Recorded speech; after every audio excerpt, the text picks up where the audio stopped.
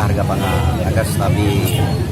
Sedangkan masalah gas tadi kata Pak Kapolres tadi, kita kan ada harga eceran tertinggi. Nah, dan ada batas toleransi. Nah, kalau dari pasaran agen 18.000, kalau di tempat eceran sudah sampai 30.000, artinya kan sudah melebihi batas kewajaran, sudah di luar harga eceran tertinggi. Maka kita akan kembalikan, menyadari para pengecer, para pedagang bukanlah boleh untung.